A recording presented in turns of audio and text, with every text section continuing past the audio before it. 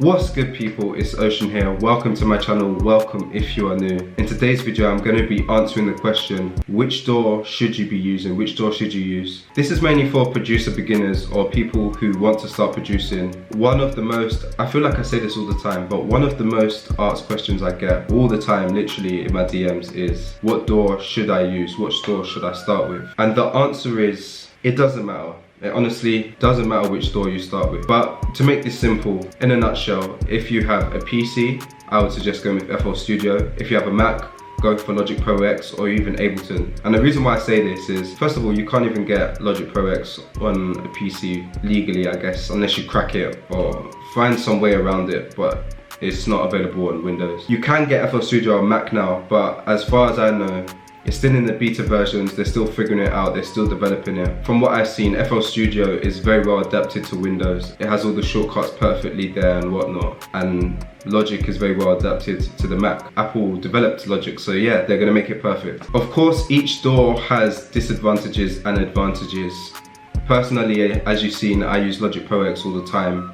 So I'm naturally biased to it versus FL Studio. I've used it literally to make one beat. I made a video on it, so if you want to check it out, my first time making a beat on FL Studio, I think I'm going to leave it. There should be an eye that pops up. And I use it to make drum packs. From what I've seen in FL Studio, it seems like the learning curve is a lot shorter, a lot easier than Logic Pro X. I went through a lot of headaches to learn Logic Pro X, I'm not going to lie. I'm sure people will say the same for FL Studio, but it seems just a touch bit easier. One thing I really envy about FL Studio though, is that they have this feature called ghost notes. So when you're making melodies, you can see which notes you've played in beforehand and then play the notes to the right scale. It just makes things a lot quicker. Plus their drum sequencer makes things easier. As I said though, I'm biased towards Logic Pro X, like I love Logic Pro X. It does have its shortfalls of course, like any other DAW. However, the most important thing, which I've mastered with Logic Pro X, kind of, is you need to learn your DAW in and out, like the back of your hand, literally. That's the most important thing. Whatever DAW you do end up choosing, Ableton, FL Studio, Logic, you need to learn it in and out, because that's how it becomes easier to make beats